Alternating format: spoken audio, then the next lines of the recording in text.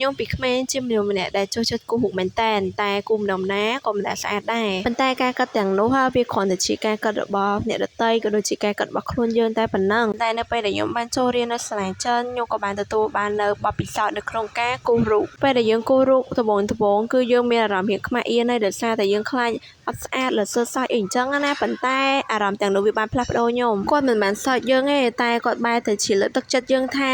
គូររូបប៉ុណ្នេះនៅខ្វះតិចតួចប៉ុន្តែស្អាតទេគាត់តែងតែបង្ហាញផ្លូវឲ្យយើងគូររូបឲ្យស្អាតថែមទៀតគាត់បានប្រាប់ថារបៀបនៅក្នុងការគូររូបទី1យើងត្រូវតែផ្ដោតអារម្មណ៍ទៅលើរូបភាពដែលយើងចង់គូរនឹងបើទោះបីជាអារម្មណ៍នៅខាងក្រៅអ៊ូអរបែបមិនក៏ដោយប៉ុន្តែយើងត្រូវតែដាក់ចិត្តទៅក្នុងរូបភាពដែលយើងចង់គូរបន្ទាប់មកយើងត្រូវប្រើដៃនិងអារម្មណ៍របស់យើងដាក់ចូលទៅក្នុងរូបភាពនោះការខំប្រឹងរបស់ខ្ញុំគូររូបពីមួយរូបទៅមួយរូបធ្វើឲ្យខ្ញុំចាប់ផ្ដើមផ្លាស់ប្ដូររូបភាពបែបទៅជាស្អាតបន្តិចម្ដ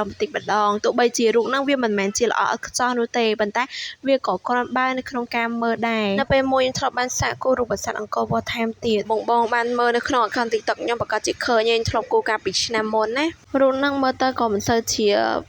បានល្អខ្ចោះដែរប៉ុន្តែមកល្មមដែលយើងអាចមើលបានហើយស្អាតមែនតើចឹងទៅនៅពេលដែលយើងគូររូបអត្ថន័យក្នុងការគូររូបវាស្រដៀងទៅនឹងអត្ថន័យនៅក្នុងការយើងចាប់ផ្ដើមធ្វើអ្វីមួយដូចគ្នានៅពេលដែលយើងចង់ធ្វើអ្វីមួយយើងចូល focus ទៅលើការងារដែលយើងចង់ធ្វើនោះវាច្បាស់ហាក់ប្រកាសជាអាចធ្វើឲ្យយើងលេចចេញនៅផ្លែផ្កាដែលយើងចង់បានហ្នឹងហើយនៅក្នុងវីដេអូរបស់ខ្ញុំថ្ងៃហ្នឹងក៏មានតែប៉ុណ្្នឹងដែរអរគុណបងទាំងអស់គ្នាសម្រាប់ការតាមដានទស្សនានិងស្ដាប់នៅការដែលខ្ញុំនិយាយហើយបើសិនជាការនិយាយរបស់ខ្ញុំមានការខុសឆ្គងលើលួអីហ្នឹងក៏សូមអធិស្ឋានទុកជាមុនផងដែរបងបើសិនជាបងពេញចិត្តវីដេអូគូររូបអីអញ្ចឹងណាកុំភ្លេច comment ប្រាប់ខ្ញុំម្នាក់មួយផងខ្ញុំនឹងព្យាយាមនៅក្នុងការគូររូបបង្ហាញបងបានមើលតទៀតអញ្ចឹងជួបគ្នានៅក្នុងវីដេអូក្រោយបន្តទៀតណាបាយបាយ